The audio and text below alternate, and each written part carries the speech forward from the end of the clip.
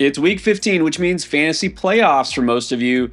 It's a good chance your running backs have been carrying you. So, who are you going to put in your lineup to help you win? We're going to go through every matchup like we do, tell you who to start and who to sit. And thankfully, the bye weeks are over. Every team is going to be in action this week. And speaking of running backs who've been carrying you, these are the guys you don't think about. You start them no matter what. The must starts for week 15: Saquon Barkley, Devon Achane, Bijan Robinson, Alvin Kamara, Josh Jacobs, Kyron Williams, Joe Mixon, Derrick Henry, and Chase Brown. And before you set your lineup to help you win in the playoffs, don't forget to set your winning picks for Underdog. If you haven't tried Underdog yet, well, here's the winning pick. It's a free one. On Thursday night, Brock Purdy just getting 1 yard. That's right. If you sign up for the first time on Underdog, you get this free pick, Brock Purdy. Take higher than 0.5 total yards. Just make sure you use code ENDGAME when you sign up because you get the free pick and you still get a 50% deposit match, which gets you up to $1,000 worth of bonus cash. So Thursday night will be the Rams at the 49ers. Big game for both teams. Unfortunately, we don't really know who's going to be the running back for the 49ers these days. I'm serious. We're down to the bottom of the barrel here. Isaac Guerrero, you thought he might be a league winner, and now we don't know if he's going to play. Chris, what are the chances he does play through this foot sprain, as they're calling it right now, and how good do you feel if he does play? I really don't think he's going to play, and if he does, I am not going to feel good about it at all. This is very risky on a short week with a foot sprain. Even if Guerrero plays, I don't think he's going to get a lot of touches. I know it's tough, but I think I'm just going to avoid him this week.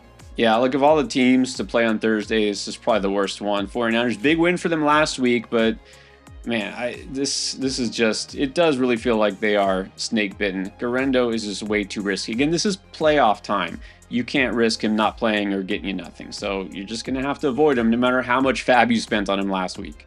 Now, if Guerrero doesn't go, it looks like Patrick Taylor is the next man up. He did score a touchdown last week, 25 yards in admittedly garbage time, but how good would you feel about him? Not as good as I would feel if Guerrero was fully healthy and playing, but if Guerrero is out, I still think Taylor has to be in consideration here. He's going to get all the touches. He's got touchdown upside in this offense. It's the Rams. I'm not scared of that defense. I'm going to say if Guerrero is out, Patrick Taylor for me will be a solid start. Maybe I'm a little too down on him. It's nothing against him personally, but look, Guerrero we knew was a dynamic athlete. We saw the combine numbers. He's a guy who just needed to stay healthy, ironically, or he might have been drafted higher. I just don't think Patrick Taylor has the upside you want. Again, it's fantasy playoffs. I want somebody who can get me potentially a big game. I think he's just a desperation flex option. On Sunday, let's talk Cowboys at Panthers.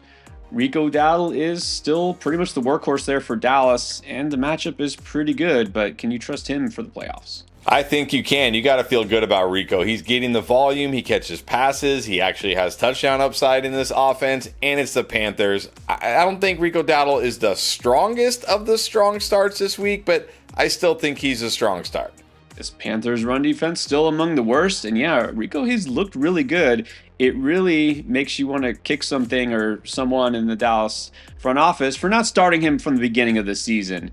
But yeah, I think Rico Dowdle is probably in the lower end of the strong starts this week. And in Carolina, I mean, I guess it's good news for Chuba Hubbard, bad news for Jonathan Brooks. Another ACL injury, but the threat is gone, so now Chuba back to being the workhorse there. How good do you feel about him? Gotta feel great. Yeah, he's a workhorse again, and now he gets this Cowboys defense. Chuba Hubbard has to be a strong start this week. Yeah, I was a little nervous. I'd put Chuba in my top 12 playoff running backs, and then we saw Brooks kind of come along.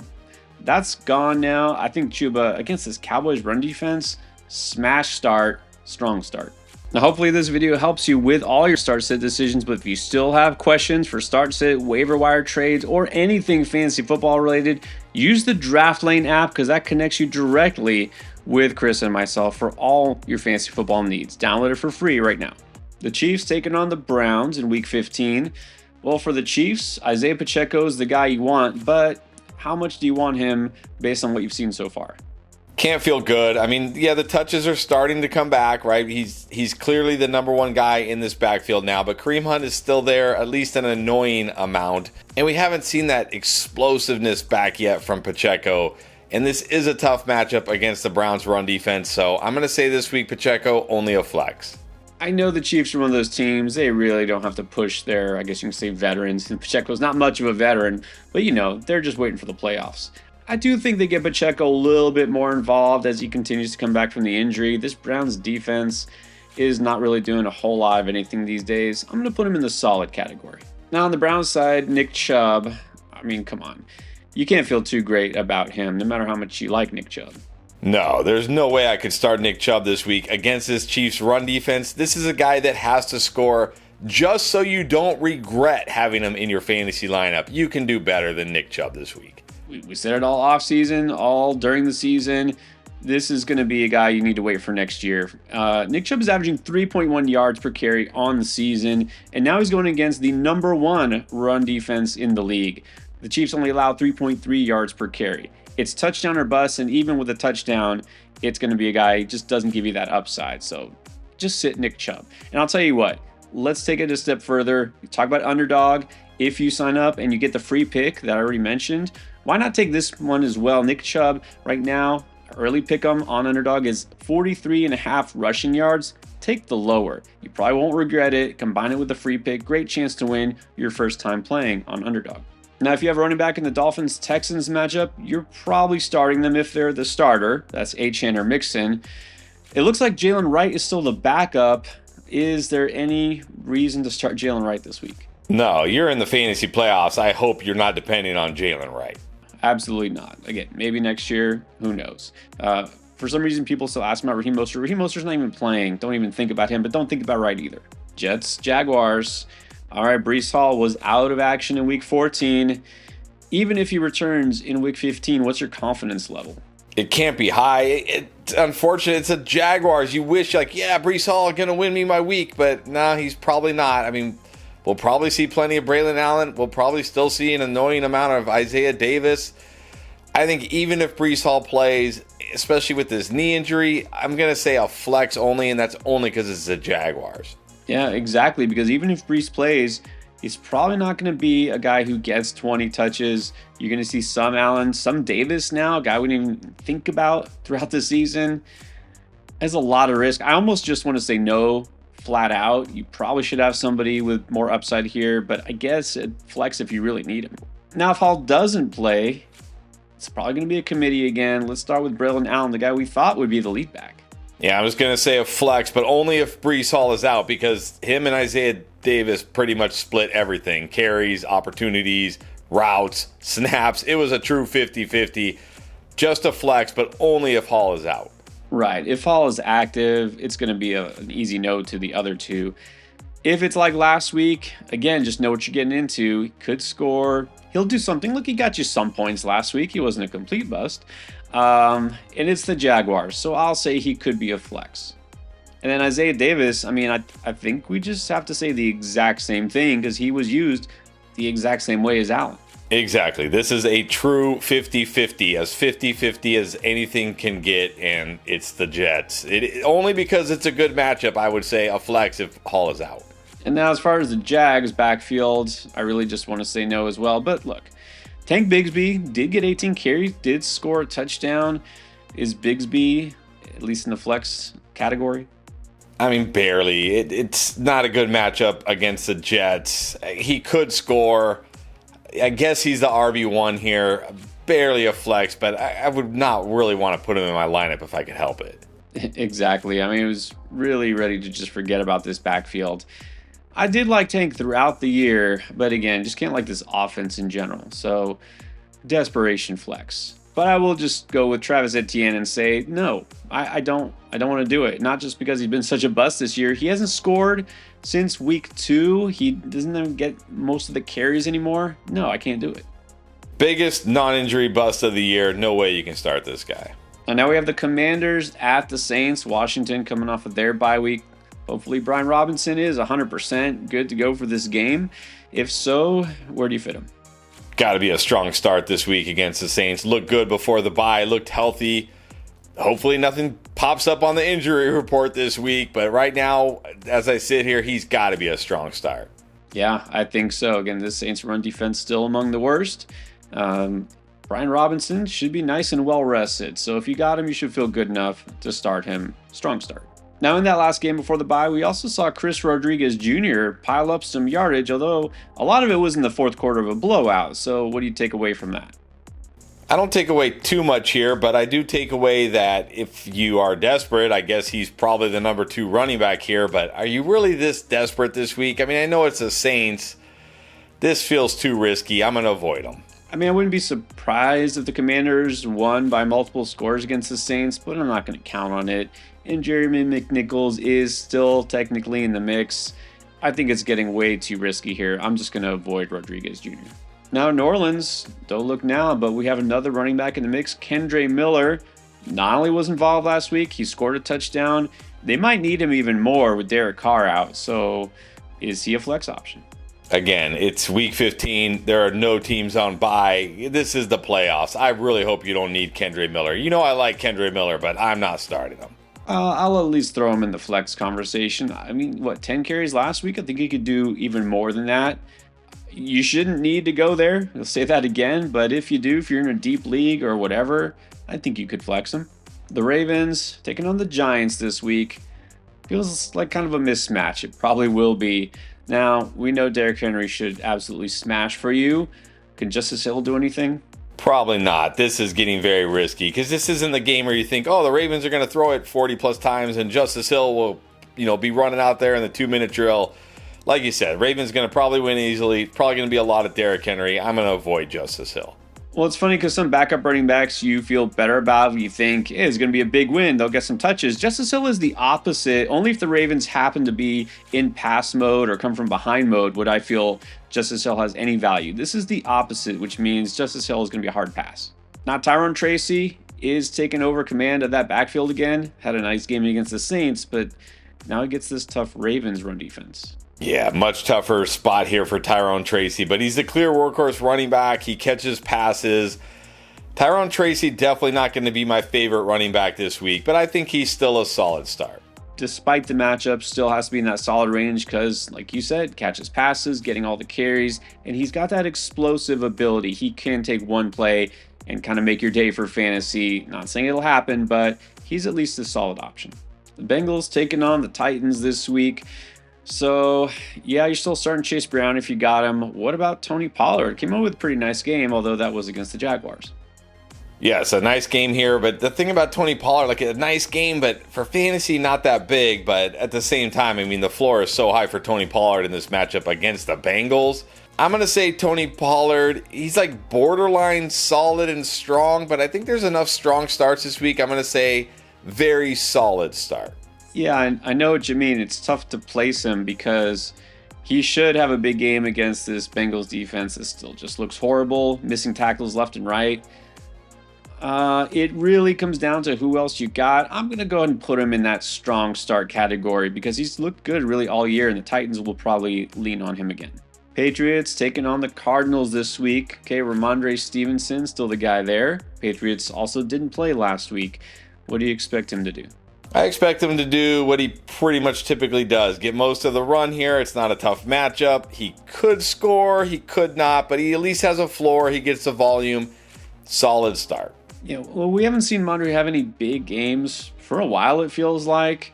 But again, he's kind of just low-end solid. I feel like that's where he's settled in this season. He'll get you some points, not necessarily a big game. This Cardinals defense did just get carved up by Zach Charbonnet.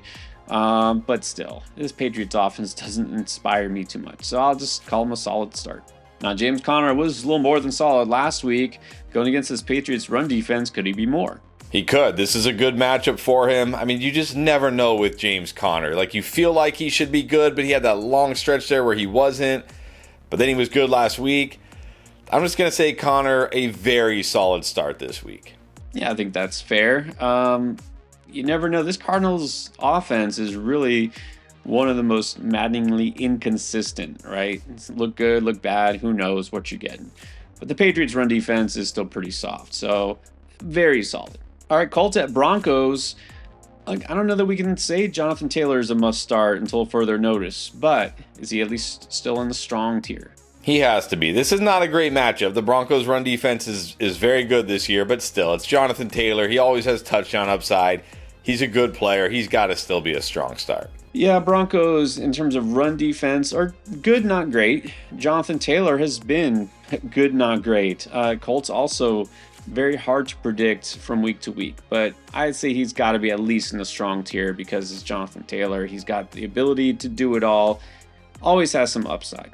Now, as far as the Broncos running backs, I think you know where this is going. Like Javonte Williams, look, are we going to chase the hope that he gets a 1-yard touchdown again? No, this is week 15. This is the playoffs. I don't want to chase just a hopeful 1-yard touchdown. Even in a good matchup against the Colts, not doing it. I'm not doing it with any of these guys. Javonte Williams is a no. Jaleel McLaughlin last week had I don't care. It's a no. Audric Estimate, no. Whoever else they got, no. Yeah, I'm going to say no to McLaughlin as well. All right, Bills at Lions should be a very good matchup here. But will it be good for James Cook, who's coming off somehow a really bad game despite the Bills putting up a ton of points because Josh Allen just did it all himself? Is that a concern for Cook in this game? These are always the tricky decisions because you take a guy who's mostly been good this year and now he's coming off a miserable game when his team just scored a ton of points. And then you think, oh my gosh, can I even start this guy? Oh, it's a tough matchup against the Lions. But Josh Jacobs did just have 3 touchdowns against this defense. So I can't say to avoid James Cook. He's still a good player. He still has touchdown upside. He still catches passes. But in this matchup, I'll say he's only a solid start this week. Yeah, this is tricky, like you said, because James Cook has been scoring a lot of touchdowns. So you can't look at Josh Allen's rushing touchdowns and say, well, he's vulturing him. It's like what people were worried about with Saquon Barkley and Jalen Hurts. But anyways, I think the matchup is enough to worry about. The Lions are the number 2 run defense in the league, and Cook can kind of get worked out in terms of game script. I think with everything on the line potentially this week, I'm going to move him down to the flex category. Now, as far as the Lions running backs, I mean, on the one hand, you kind of just feel good about either one. But who do you feel better about, and is either of them a must start? We really debated about this. Jahmyr Gibbs, I don't know if you can just blindly start him no matter what, depending on who else you have. But with that said, if you have Jahmyr Gibbs, is he still a very strong start? Yeah, probably the strongest of the strong starts. I mean, I know David Montgomery and him pretty much split here, and for some reason recently, David Montgomery's actually been catching passes, which he never really used to do, but Jahmyr Gibbs has so much upside. There's so much touchdown upside. I'm not sitting Jahmyr Gibbs for the most part. And it's the Bills' run defense, which is terrible. Jahmyr Gibbs, a very, very strong start. Yeah, it shouldn't be lost that the Bills gave up a ton of points last week. Kyren Williams ran all over them. They're actually the 3rd worst run defense. I think Gibbs is a very strong start still. I think David Montgomery, I mean, he has to also be a strong start, doesn't he? Yes, he's also a strong start. He certainly has touchdown upside. I think the difference here is Jahmyr Gibbs is one of those guys that he can take a handoff or a screen 40 yards to the house. Monty doesn't quite have that, but at the same time, it's such a good matchup. He's got so much touchdown possibility. He's also got to be a strong start. Buccaneers at the Chargers this week. Just when it looked like Bucky Irving might be league winner, now we don't know what his status will be for week 15. He left very early in the game in week 14 after doing very little. So with that said, on the road against the Bolts defense, what do you do with Bucky Irving if he plays? If he plays and he's not on the injury report and everything is good to go, I'm going to say a solid start this week because I am worried that it's not going to be like the Bucky Irving show anymore. It's going to be more of like what we saw earlier in the year where he's splitting with White, but only if he's 100% cleared here. If there's any risk of injury, not 100% healthy, I'm not doing it. But if he's cleared and good to go, solid. Yeah, and I'm tempted to put him a little bit lower again just because I'm worried about all those things. He seems like he's getting banged up all sorts of ways. Not a good matchup. Rachaad White looked really good last week in that lead role, but he's been so good if he's healthy. And again, that's the big if. Yeah, I'll put him at the lower end of the solid start, but I might be saying no to him a lot in our start-sit questions. Now, with that said, Rachaad White coming off a nice game. With or without Bucky, how drastically does that change his status? Well, if it's without Bucky, I think it changes it a lot. But I think even with a not 100% healthy Bucky, I'm still going to say Rachaad White is a solid start. I'm probably just going to say solid start. And unless we hear something crazy about Bucky, that's probably just where I'm going to lock Rachaad White in. Yeah, it feels fair, solid, because we can't go overboard here. It's not like he's going to all of a sudden get 20 plus carries. Again, it's still a tough matchup. So Rachaad White, probably just solid either way. Now, if Irving doesn't play, does Sean Tucker all of a sudden have fantasy relevance this week? Yes, but only if Bucky Irving is completely out. I'll say he's a flex start, but I can't go higher than that. I'm still going to pass on Tucker because even if he gets carries, I don't feel great about them running ahead in this matchup. It's a tough run defense. I don't want to pin my hopes on Sean Tucker suddenly recapturing the magic from that 1 week. So I'm still going to avoid. And then for the Chargers run game, if you want to call it that, which has just really disappeared since J.K. Dobbins went down. Gus Edwards still the lead back. Any interest in Gus Edwards? No, and I know you're going to see Buccaneers and you're going to think, oh, great matchup, but they have been pretty good against the run lately, and Gus Edwards has been pretty bad. This is another guy who has to score from like 1 or 2 yards out to do anything for you. Not putting that in my lineup this week. If we can avoid Nick Chubb, we can easily avoid Gus Edwards. Yeah, you need more. I mean, maybe if it's non-PPR, you could flex him, but that's as far as I'll go. So if it's PPR half, just avoid. Steelers at the Eagles this week. And a big question will be, can the Steelers even kind of slow down Saquon Barkley? But you don't have to worry about that if you have Barkley. Can the Eagles slow down or stop Najee Harris? I think they can. Last week, okay, he still got the carries, but okay, no more catches, like after that random 6-catch game. This is still a good run defense. He's a tier up from the like absolutely have to score guys like Nick Chubb and Gus Edwards, but that's about it. So I'm going to say a flex. Barely a flex. I mean, he's been solid lately, but again, if he's been solid now, is on the road against Philly, I'd expect less. He's startable, but again, I just don't see a big game coming in for him. Do you feel any differently about Jaylen Warren? Yeah, I'm not starting Jaylen Warren. I mean, what is the upside here for Jaylen Warren? I need more. Exactly. He's a guy also you can just avoid. Packers and Seahawks this coming week. Got to be feeling pretty good if you have Josh Jacobs, and you've got to be feeling pretty nervous if you've got Kenneth Walker. Didn't play last week. Don't know what his status is because he's got an MRI scheduled. So even if Kenneth Walker is cleared, how good do you feel about a guy who's been struggling for weeks up until this injury? You can't feel good. You got to wonder, is he even 100%? Yeah, like you said, he's been struggling, hasn't been good anyways. I think if Kenneth Walker plays, I'm only going to slot him in as a flex. I hate to say this, and I'm a big Walker fan. I have been since he came into the league. You almost just hope he doesn't play so you don't have to wonder whether to start him or not. And you would feel a lot better about playing the backup who just went crazy in week 14. So I'd like to just avoid Walker if possible. That said, Zach Charbonnet was one of those guys who might have helped you get in the playoffs or secure your bye if you played him last week. So if Walker's out, you just have to keep rolling with him. If Walker is out, Charbonnet is definitely a strong start. If Walker plays, again, I'm going to say only a flex, and really not even a flex I would want to start this week. And a lot of people will say, well, how can you not play him? We've seen it before. If Walker starts, then Charbonnet is almost just irrelevant. So this is really going to come down to the injury report. But I guess let's hope that Charbonnet gets the role to himself and you can just start him. Now, Monday night, we're going to have 2 games once again with no teams off. The first is going to be the Bears at the Vikings. Well, let's start with DeAndre Swift. Did not come through in a good spot against the 49ers last. I guess none of the Bears came through against the 49ers last week. What a terrible offensive performance by the Bears. And now the Vikings, one of the best run defenses. I am not starting Swift this week. It's not surprising to see that the Bears finally had that regression after 2 great games offensively. The one guy who really hasn't benefited from the switch to the new play caller has been DeAndre Swift. It's been a while since he had a big game on the road against Minnesota. I don't want to do it, but let's just say he's barely a flex. And Minnesota, it's still pretty much all Aaron Jones. Where do you put Aaron Jones this week? He's fine. It is a good matchup against the Bears and shouldn't scare you as far as a run defense goes. But, I mean, just what is the upside for Aaron Jones these days? Even with that touchdown last week, what did he get you? Like 14, 15 points?